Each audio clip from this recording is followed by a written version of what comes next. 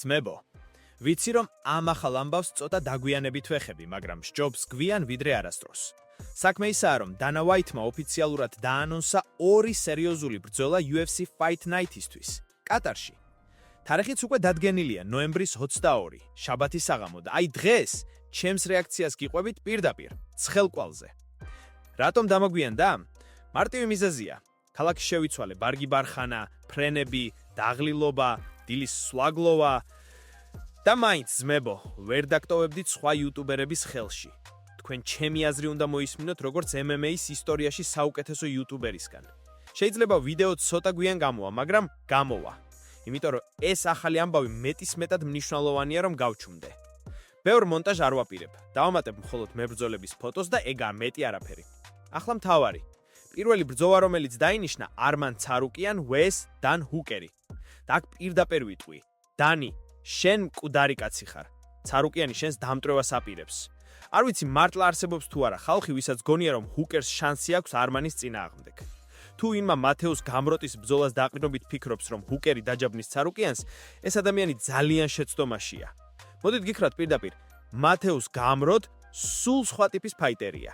ის არის პრესინგ გრაპლერი, რომელიც მოგახდება, დაგაგდებს, ადგები ისევ დაგაგდებს. თან სუბმიშენებით დიდად არ გამოირჩევა, არც ძლიერ ground and pound-ს აკეთებს. უბრალოდ ჯიუტი, ენერგიული, სუფთა სტილის რესლერი. აი, ამიტომაც შეძლო მან ცარუკიანის დამარცხება. თუმცა, გულწრფელად რომ თქვა, იმ ბრძოლაში ჩემი აზრით გამარჯვება არმანს ეკუთვნოდა. უბრალოდ მან არასწორად ითამაშა, გამროტთან ჭიდაობაზე წავიდა და ჭიდაობაში შეიძლება გამროთ უფრო ძლიერიც კი იყოს. მაგრამ დან ჰუკერი, ძმაო, შენ სხვა კატეგორიის ხარ. შენთან საქმე მარტივადაა. არმან ცარუკიანი არის საბრძოლო მანქანა. რესლინგში იმდენად ძლიერი და მრავალფეროვანია, რომ მარტივად წაგაქცევს და ზედმეტ პრობლემასაც არ გაიჩენს. თან მიწაზე კონტროლის უნარი აქვს ძალიან სერიოზული. ground and pound-იც უმძიმესი. გამროტთან შედარებით არმან უფრო სრული გრაპლერია. შეუძლია დაგაგდოს, დაგაკონტროლოს, დაგასისხლიანოს. აბა გკითხეთ ჯოელ ალვარესს, რომელიც მის dirty ground and pound-ს დღესაც იხსენებს. ახლა, კი ბატონო, ჰუკერს აქვს ანტირესლინგი. იმიტომ რომ City Kickboxing-ის სკოლიდან მოდის, იქ ყველა ბიჭი ცდილობს თავიდან აირიდოს მიწაზე ჩატრევა. მაგალითად ისრაელ ადესანიასაც რომ შევხედოთ.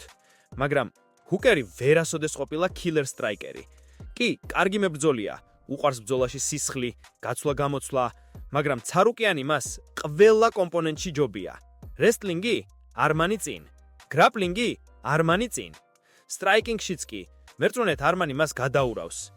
ვიცი თითქოს გულშემატკივარი ვარ და ემოციით ვლაპარაკობ, მაგრამ სიმართლე ისაა, რომ არმან ცარუკიანს შეუძლია ჰუკერს სტრაიკინგშიც მოუგოს თუ მოინდომება. თუმცა ყველაზე რეალური სცენარი ისაა, რომ მეორე ან მესამე რაუნდში მას უბრალოდ მიწაზე მიაჯედავს და სუფთა ground and pound-ით დაასრულებს. ჰუკერი ძმაო, ბოდიში. მაგრამ შენ უკვე მოხარშული ხარ. ეს ბრძოლა დამთავრებულია მანამდე სანამ დაიწყება. ცარუკიანი შენს თავზე გავლენას მოახდენს ისე, რომ მერე ვეღარასოდეს დაუბრუნდები ძველ დონეს. ახლა კი კითხვაა. რა ელება ცარუკიანს ამის მერე? ბუნებრივია პასუხი ჩემპიონობის შანსი. და აქ უკვე სხვა სახელებით შემოდის, რომელიც ჩვენ ქართველებს განსაკუთრებულ ემოციით ყურებს. ილია ტოპურია, ერთ-ერთი შესაძლო ჩემპიონი, რომელსაც მეც შევებრძვები და მის კურსალს გამოვზირგავ ფირგით. მოდით სერიოზულად დავფიქრდეთ. არმან ცარუკიან თუ დაიტოვებს იგივე ფორმას, რომელსაც ახლა აჩვენებს, შემდეგი ლოგიკური ნაბიჯი მხოლოდ ჩემპიონის კამარი უნდა იყოს. ამაში ორი აზრი არ არსებობს. მართალია, თითქმის 2 წელი მას არ ჰქონია აქტიური ბრძოლა და inactivity შეიძლება მძიმე ტვირთად იქცეს, მაგრამ ჰუკერის წინააღმდეგ მაინც საკმარისი რესურსი აქვს იმისთვის, რომ მარტივად მოიგოს. და აი აქ იწყება ყველაზე საინტერესო. ილია ტოპურია. ძმებო, იცით რომ ჩვენი ქართველი ვარსკვლავი ახლა MMA-ის ერთ-ერთი ყველაზე სწრაფად მზარდი სახეა. ყველასთვის ცხადია, რომ თუ ცარუკიან ჰუკერს გაანადგურებს, მაშინ მისი გზა აუცილებლად გადაკვეთს ტოპურიასას. და ეს ბრძოლა, ეს იქნება ნამდვილი ბომბი. წარმოიდგინეთ სცენა International Fight Week 2026. მთავარი ღონისძიება, ოქტაგონში ტოპურია და ცარუკიან. ერთი კავკასიური სისხლის წარმომადგენელი, რომელსაც მთელი საქართველო და მისი ფანები უმხნევებენ, მეორე კი სომხური ფესვებით წარმოშობილი დაუნდობელი ფაიტერი. ამაზე მეტი დრამა UFC-ის ისტორიაში იშვიათად ყოფილა. ეს ბრძოლა უბრალოდ კინოა, აბსოლუტური კინო. აი აქ უნდა ვთქვა გულწრფელად, ილია ტოპურიას ჩემპიონის ხარისხი უკვე დამტკიცებულია, მაგრამ არმან ცარუკიანის რესლინგი ისეთია, რომ ნებისმიერი ფაიტერი დადგება სერიოზულ გამოცდის წინაშე. ტოპურიას აქვს ბოქსის სისწრაფე, footwork-ი, IQ, მაგრამ ცარუკიანის relentless pressure შეიძლება ყველაზე დიდი გამოცდა გახდეს მის კარიერაში. და მაინც, ჰუკერს რომ დაუბრუნდეთ, რა შეიძლება მოხდეს იმ საგამოს? მე ვხედავ სცენარს.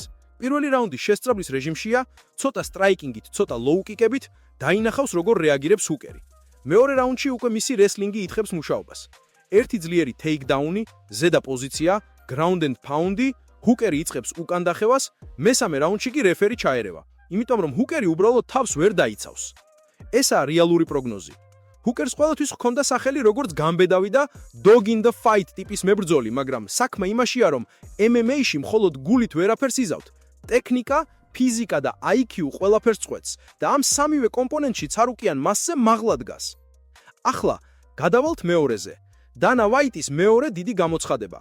იან გარი vs ბელალ მოჰამედ. აი, აქ სიტუაცია სულ სხვანაირია. იან გარი, ბევრს არ მოსწონს მისი პირადი ცხოვრება, მის სტილზე ხუმრობენ, ამბობენ ათავ სისულელეს, მაგრამ ფაქტია, ეს ბიჭი ნამდვილი მებრძოლია, რომელსაც არ ეშინია სხვადასხვა სტილის ოპონენტების. თან მიაქციეთ ყურადღება ბოლო სამ ბრძოლაში როგორ განსხვავებულ ტიპებთან იბრძოდა. შავკატ რახმონოვი, მერე კარლოს პრატესი და ახლა უკვე ბელალ მოჰამედ. სამი სრულიად განსხვავებული ფაიტერი, სამი სხვადასხვა სტილი. ბელალი კი ყველასთვის ცნობილი pressure wrestler-ია. ერთ-ერთი ყველაზე დაუღალატი ტიპი UFC-ში.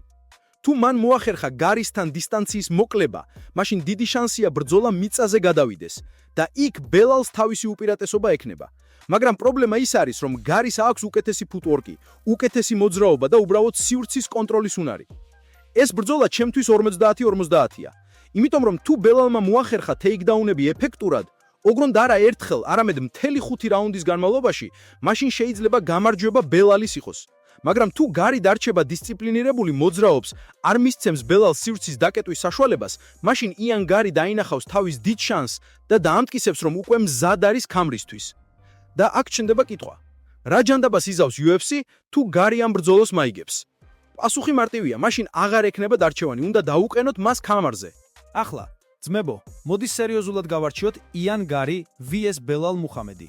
ეს ბრძოლა ბევრისთვის შეიძლება იყოს უბრალოდ ერთ-ერთი რიგითი კომეინ ივენთი, მაგრამ ვინც კარგად გესმით MMA, იცით რომ აქ იმდენი დეტალია, რომ შეიძლება მთლიანად შეცვალოს დივიზიის მომავალი. იან გარი, ახალგაზრდა, თავდაჯერებული, ბევრისთვის ზედმეტად თავმომწონეც კი. ხალხი მის პირად ცხოვრებას განიხილავს უფრო მეტად, ვიდრე ოდესღაც მის ოსტატობას ოქტაგონში. მაგრამ რეალურად ირლანდიელი ბიჭი ისე სწრაფად ვითარდება, რომ უკვე დღეს მასზე სერიოზულად საუბრობენ, როგორც მომავალ ჩემპიონზე.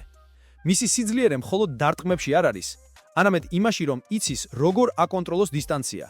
მანევრირება, ცირკულაცია, ფეხით მოძრაობა ეს არის ის, რაც ბელალს ძალიან შეუშლის ხელს.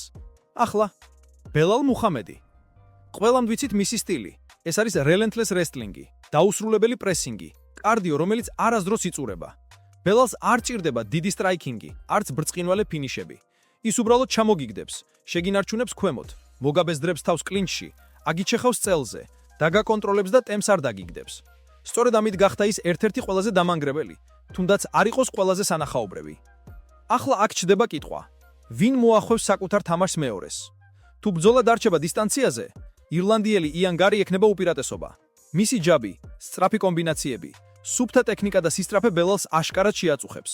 მაგრამ თუ ბელალ მოახერხებს ტეიქდაუნების სერიას, თუ დაიჭერს გარის კადელთან და გააკონტროლებს მას 5 რაუნდის განმავლობაში, მაშინ გარი ვერაფერს გახდება. სწორედ აქ იწყება ჭიდილის სტილებს შორის და მე პირადად აქ უფრო მეტი კითხვა მაქვს ვიდრე პასუხი. იმიტომ რომ გარის ჯერ არ შეხვედრია ბელალის მსგავსი relentless wrestlers. შავკატ რახმონოვი, დიახ, ის იყო გრაპლერი, მაგრამ სხვა ტიპის. მას უფრო საბმშენები აქვს, უფრო killer instinct-ი აქვს, მაგრამ არა ის უწყვეტი ტემპი, რასაც ბელალ გაძლევს. ძმებო, მინდა აგრესიულად გითხრათ. თუ იან გარი ვერ გააკონტროლებს დისტანციას, მას ბელალ მუჰამედი მთელი ფაითით გაანადგურებს. ბელალ შენს თავზე დაჯდება და დაგარჩხობს ნელა, მეთოდურად, ისე რომ არაფერი დარგჩება. მაგრამ თუ იან გარი დისციპლინას დაიცავს, ის თავისი ფეხით მოძრაობით ბელალს ისე შემოატარებს ოქტაგონს, თითქოს ცირკშია. ახლა, პროგნოზი? მე აქ პირდაპირ ვერ ვამბობ. გულით მინდა ვთქვა, რომ იან გარი მოიგებს, იმიტომ რომ ეს ახალი სახეა, ახალი სისხლია და ამ დივიზიას ჭირდება ახალი ენერგია. მაგრამ თუ გონებით მივყვები, ძმებო, ბელალს ვერასოდეს ჩამოწერთ. იმიტომ რომ ეს კაცი მეშინია. შეიძლება არასდროს იყოს ყველაზე ფლეში, მაგრამ გამარჯვებას როგორხაც ყოველთვის იტაცებს. და აი აქ იჩენს თავს UFC-ს ძილი პრობლემაა. თუ იან გარი მოიგებს, უკვე აღარ არის საბუთი მას ქამარისთვის არ თმისენ ბრძოლა. ეს პირდაპირი გზაა title shot-ზე. თუ ბელალი მოიგებს, მაშინ მასე უარი თქვა უბრალოდ სირცხვილი იქნება. იმიტომ რომ ბელალი უკვე წლებია კარზე აკაკუნებს, მე ქამარი მინდა სყვირავს და UFC მას გვერდზე უვლიდა. ასე რომ მე-22 ნოემბერს ბრძოლა მხოლოდ 2 კაცის კარიერაზე არ გადის. ეს მთლიანად welterweight დივიზიის მომავლის განსაზღვრაა. და კიდევ ერთი რამ, დანა ვაიტს ყოველთვის უყვარს სანახაობი ახალი სახეები. ასე რომ თუ იან გარი მოიგებს ეფექტურად, ნუ გაგიწვირდებათ რომ მას პირდაპირ title fight მისცენ. ხოლო ბელალ ისე უნდა იბრძოლოს იმისთვის, რისთვისაც წლებია იბრძვის. ახლა მოდი ძმებო მთლიან სურათს შევხედოთ. ნოემბრის 22 რიცხვი კატარში UFC-სთვის ერთგვარი წყალგამყოფია. რატომ? იმიტომ რომ ორი ბრძოლა, რომელიც დანა ვაიტმა დაანონსა, პირდაპირ განსაზღვრავს ვინ დარჩება თამაში და ვინ ჩაიძირება. პირველი ბრძოლა: არმან ცარუკიან versus დან ჰუკერი. აქ ძალიან მარტივია ყველაფერი. თუ არმან მოიგებს და ჩვენ ყველამ ვიცით რომ მოიგებს, მისი გზა პირდაპირ ჩემპიონშიპ ფიქჩერში გადის. ჰუკერი უბრალოდ ჩეკპოინტია, დაბალი დონის ტესტი, რომელსაც არმან გადალახავს. ეს არ არის fight of the night, ეს არ არის დიდებული დრამა, ეს არის სუფთა განადგურება. ჰუკერი იქწავა რომ კომპანიმენიმით შოუსთვის თავი გაწიროს, მაგრამ რეალურად ძმებო, ის უკვე დამთავრებულია. წარუკიან მას ისე გადაუარებს რომ მერე ჰუკერს სავარაუდოდ დააწევენ უკან მიდკარტ ფაიტერსებთან. და წარუკიან მას შემდეგ რაც ჰუკერს დაანგრევს, დარჩება მხოლოდ ერთი კითხვა.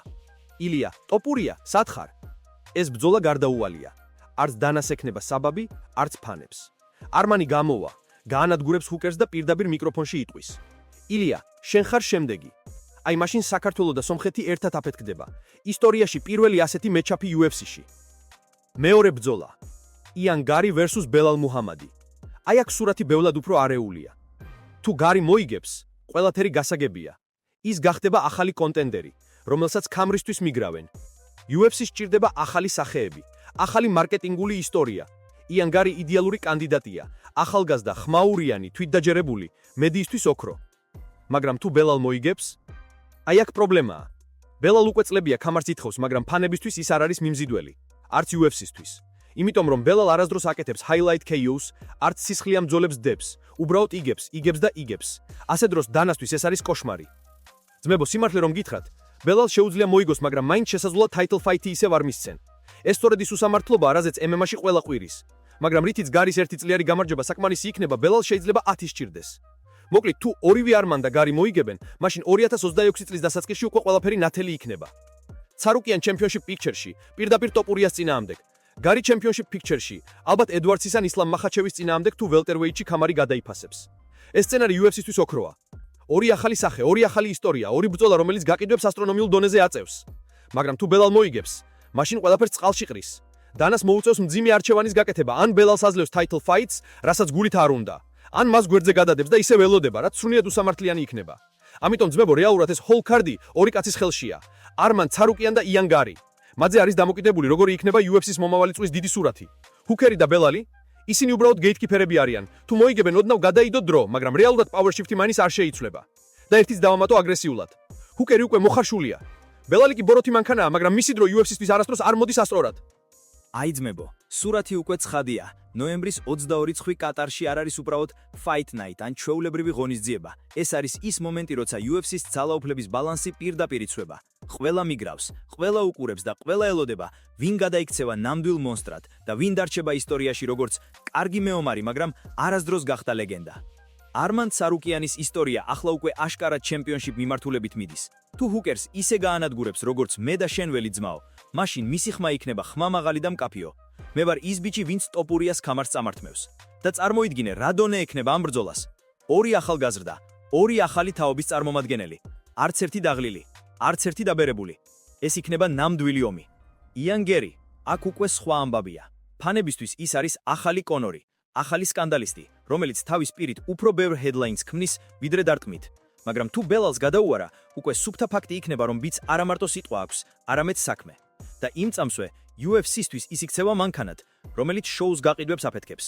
მაგრამ ბელალ მუჰამედ, ძმებო, გულწრფელად გითხრათ, თუ ეს კაცი კიდევ ერთხელ მოიგებს და მაინც title fight არ მისცეს მაშინ, მთელი MMA საზოგადოება დეინა ვაიტს ქომაგივით გადაუარდება. ბელალ იმსახურებს ქამარზე შანსს, მაგრამ ის არ არის ის სახე, რომელიც ფანებს აღაღწნებს. აი აქ არის დრამა. სპორტში, სადაც სუფთა შედეგი უნდა ითვლებოდეს, ხანდახან მარკეტინგი უფრო ძლიერია. მოკლედ, ძმებო, ეს ივენთი არ არის უბრალოდ UFC card. ეს არის გადაწყვეტილების წერტილი. თუ მოიგებენ არმან და გერი, ახალი თაობა შევა ტახტზე. თუ მოიგებენ ჰუკერი ან ბელალ, მაშინ დრო ცოტა გაჩერდება, მაგრამ საბოლოოდ მაინც იმავე მიმართულებით წავა. ახალი სახეები მაინც გამოიწვევენ ძველებს და შეცვლიან. ჩემი პროგნოზი. არმან ცარუკიან გაანადგურებს დენ ჰუკერს. აქ ეჭვი არავის უნდა ჰქონდეს. იან გერი ძალიან ახლო, მაგრამ მაინც წაირებს გამარჯვებას ბელალზე. მიუხედავად იმისა, რომ ბელალი მძიმე ბიჭია და კარდიოსთან ბრძოლა მისი ძლიერი მხარეა, გერის ახალგაზრდობა და სისწრაფე თავისას იზამს. და აი მაშინ, ძმებლო, ახალი ისტორია დაიწყება. არმან ვესა ილია, თელი კავკასიის ომი, გერი ვესა ედვარდს, უსმან, კოლბი, ევროპული მარკეტინგის აფეთქება. UFC უკვე იხედებს მომავალში და ეს მომავალი იწყება 22 ნოემბერს კატარში. ასე რომ ძმებო, ჩაერთეთ, უყურეთ, ხმაური გააკეთეთ. ჩვენ ხვდებით მომსწრე იმისა, როგორ იწერება ახალი თავი MMA-ის ისტორიაში.